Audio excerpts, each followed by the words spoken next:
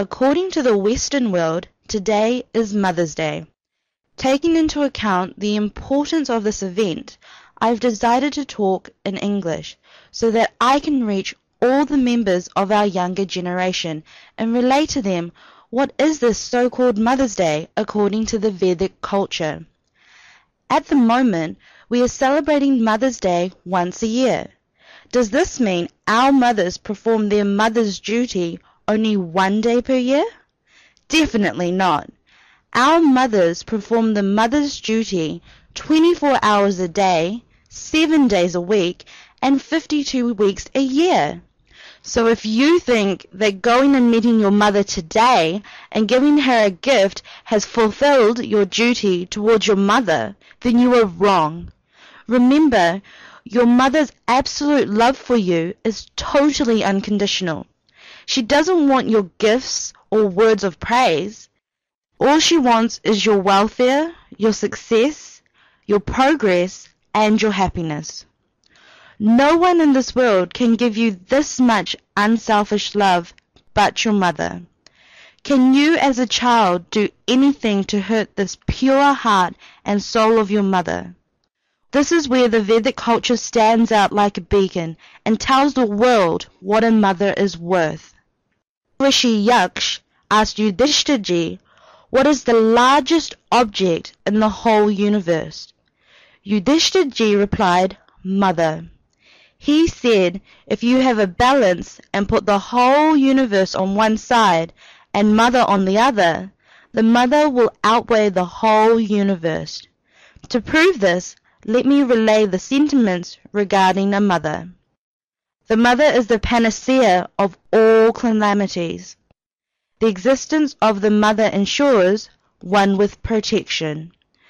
The reverse deprives one of all protection.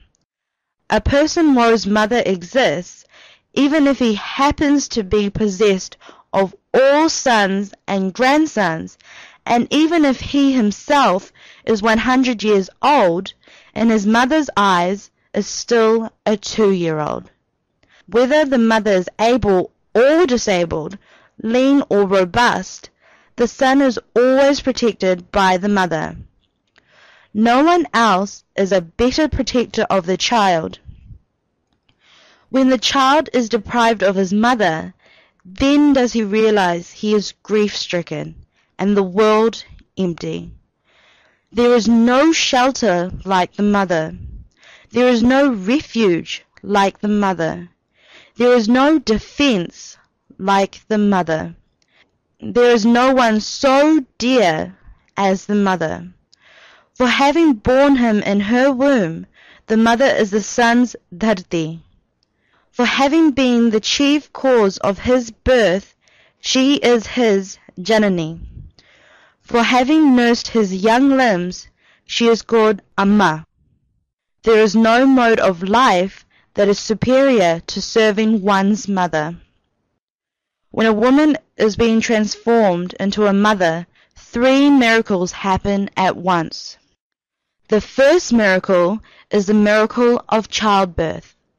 The act of giving birth is the only moment when both pain and pleasure converge in one moment of time and work in unison. This is the second miracle. Before the childbirth, the lady is only a woman. After childbirth, the woman has transformed into a mother. This is the third miracle. This experience of transformation into motherhood is a privilege reserved exclusively for women. Motherhood is another name for devotion. The selfless love and devotion towards the child are grown from the seeds of innocence. No cunning, scheming, selfish motives are involved here. This is the pure love which only mothers are blessed with. The future happiness and well-being of the child is absolutely dependent upon the proper preservation and functioning of the family unit. The future well-being of the society, of the community, and of the nation, and ultimately of the world, is absolutely dependent upon the proper preservation and functioning of the family unit. The measure of the happiness and well-being of a nation is measured by the happiness and well-being of each family in the country.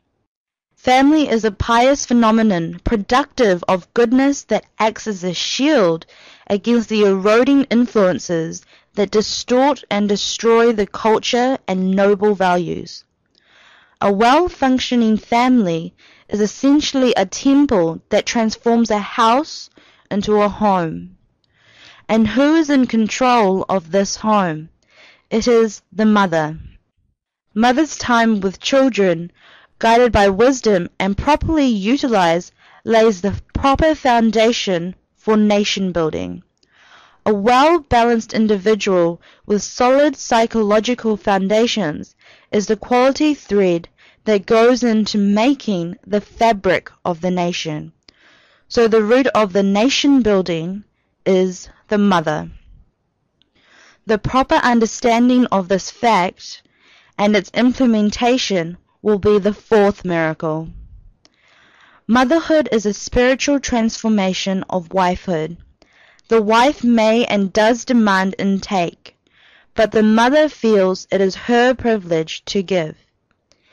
If woman as wife is socially significant, then woman as mother is spiritually glorious.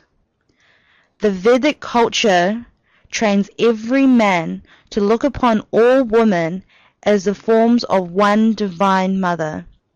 The mother is more worthy of reverence than father or teacher according to our scriptures.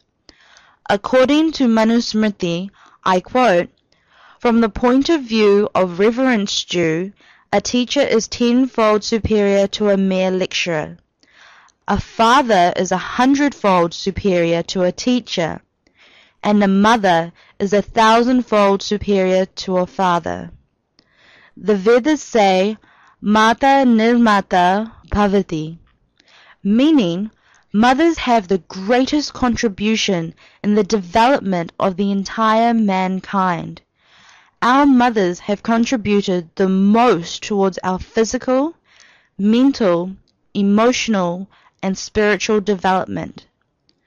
The performance of domestic duties, the management of her household, the rearing of children, the economizing of the family means, these are a mother's forte.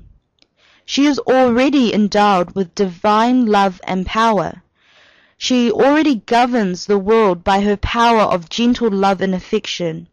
To make noble citizens by training her children to form the character of the whole human race is undoubtedly a power far greater than that which a woman could hope to exercise as a voter, a lawmaker, a president, a prime minister, or a judge. A woman's natural sphere of activity is the home. She can be the greatest patriot by living in a simple homestead, raising noble, cultured citizens. Unfortunately, nowadays, babies are born and brought up in nursery schools and maternity homes. They do not know the health-giving, affectionate, and tender soul-expanding caress of their mothers. They do not know what it is to sleep in the warm embrace of a loving mother.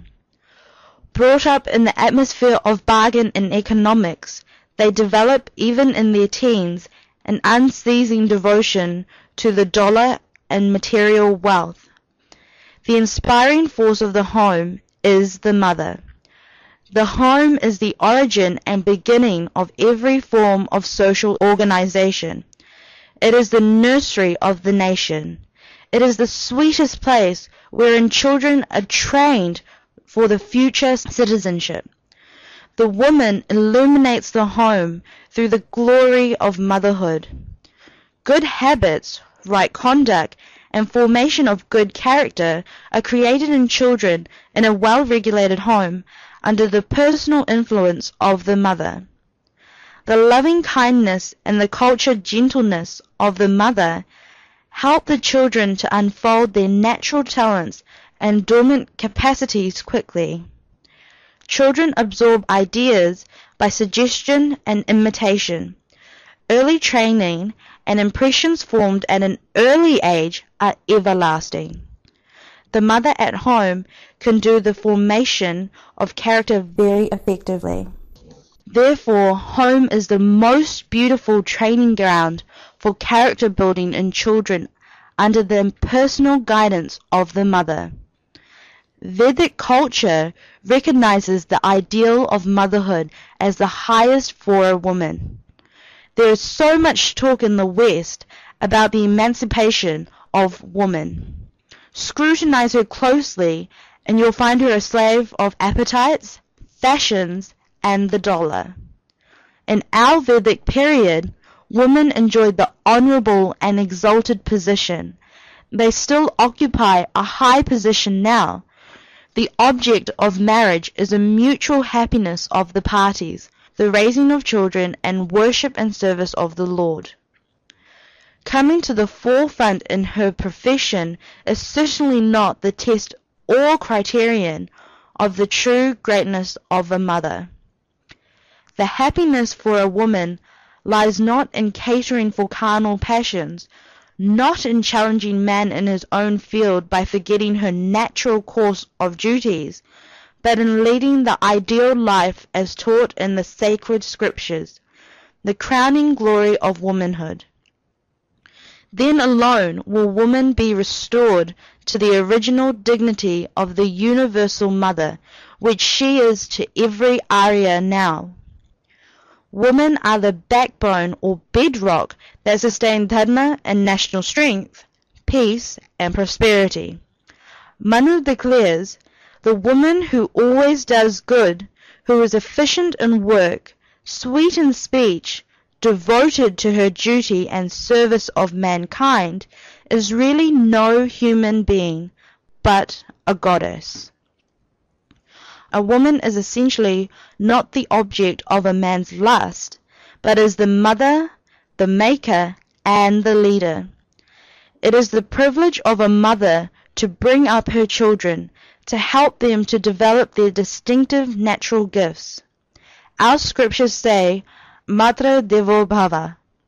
Treat your mothers as a goddess. Mothers are the greatest conservers of our culture. They adhere to the household ritual, lullabies, and popular poetries.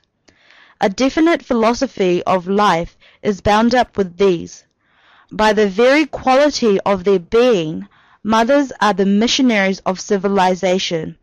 With their immense capacity for self-sacrifice, they are the unquestioned leaders of mankind.